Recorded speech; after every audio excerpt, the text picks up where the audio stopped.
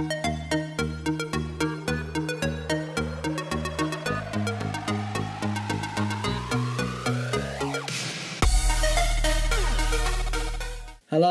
and welcome to my motorcycle helmet video setup guide. I saw Chase on Two Wheels do one. He did one quite a while ago. I forgot what helmet he was using, but I thought, yeah, that's quite a useful video. Never really thought about doing one myself for the year and so I've been motovlogging. So here it is. This is my guide. Your ingredients, what you'll need is you will need a motorcycle helmet. I have one here without any pads on it or anything really. It's just your bog standards naked helmet. What you'll need is a pack or a few mounts. Preferably use the 3M. It is important to say that this is a mounting kind of system setup that I will use for the drift cameras, whether it's a Drift Ghost S or a Drift Stealth 2. This is the procedure that I go through. Why Drift and not GoPro? Well, I've got all of the things and everything set up for the drift cameras. I don't fancy going over to GoPro just yet. The fact that you've got a big old camera sticking out of the side of your helmet. I don't mind putting a big old camera somewhere on the bike, on the mirrors or something like that. I don't fancy putting it on the chin because that's usually where the vents are or where you open the helmet. But there you go. So this is a mounting system and setup that I use for a drift camera. What I would do is pick your mount. Well, it's up to you whether you want to go for a mount that is like so. I think it was like that. This particular camera, it's pointless putting it up there. The helmet, especially like the vent, it'd be pointless there because you open your vent or close your vent and that's a good inch or so of difference in movement. I'm going for the same position that I did before, which is somewhere around there. I'll do that now. Make sure that the area of the helmet is clean. I've got my camera that I'll be using every day pretty much. It's up to you whether you want to mount it like so. I don't know if that really cuts the wind resistance much if you don't have a camera in it or not, or whether you want to mount it that way. It really is up to you which way you want to go. I always prefer it this way because I think that it's easy for you to just slot the camera in, to take it out at a notice. If it's this way, not so much in my opinion. Also the wind, yes, it'll buff it off of that and off of the camera.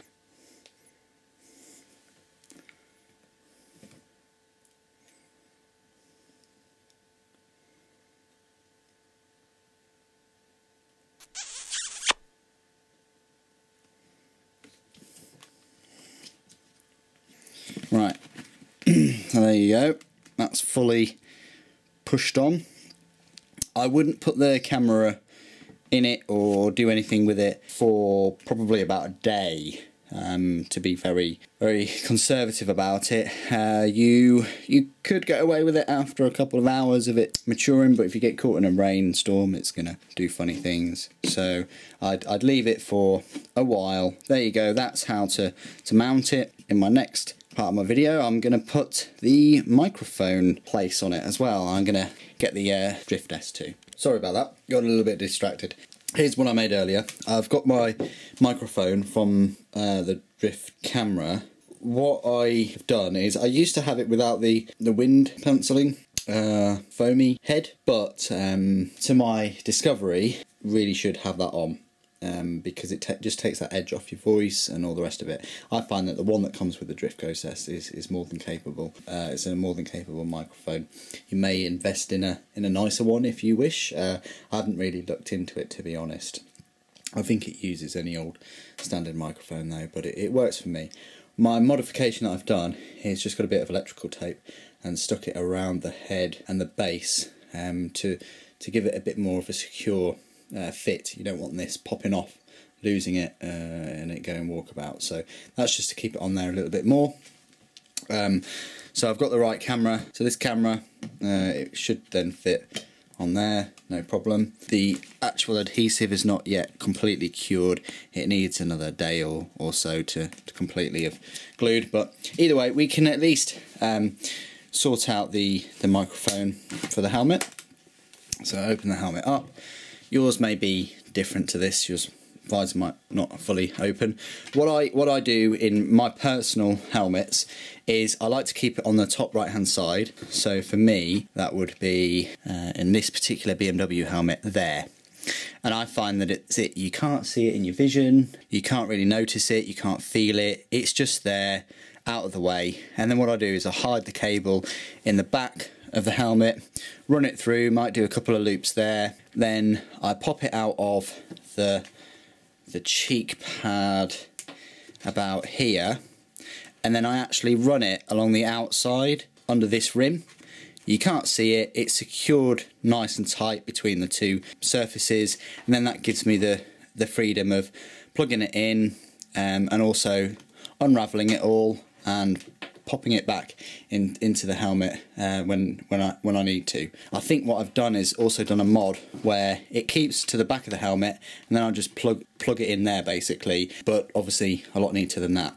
So I'll now show you it all hidden and set up. There we are, it's completely hidden and the cheek pads are holding the microphone in place there. As I said before, it doesn't get in your way, nothing in the back. You can't feel anything, which is the main point.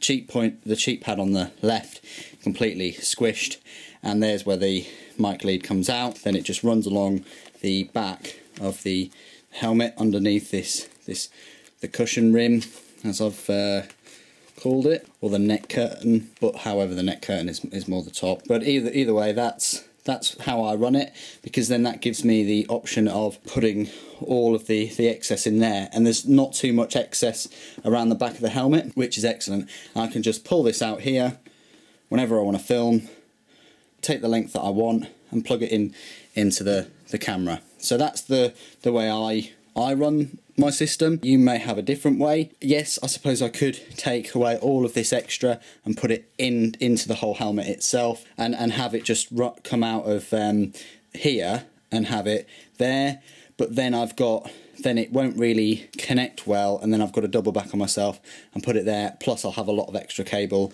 inside the helmet. So this way I find just works for me, but it's really what works for you as well. But this is my setup, this is how I use it. And also putting this in there now and again isn't as bad for the helmet, I suppose, for the everyday wear and tear, as, you know, pulling the excess cable out and then pushing it all back in every time I'm not using the larger camera.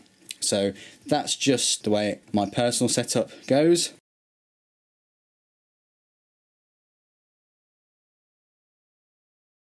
If you've followed my step, this is what it should kind of sound like and look like.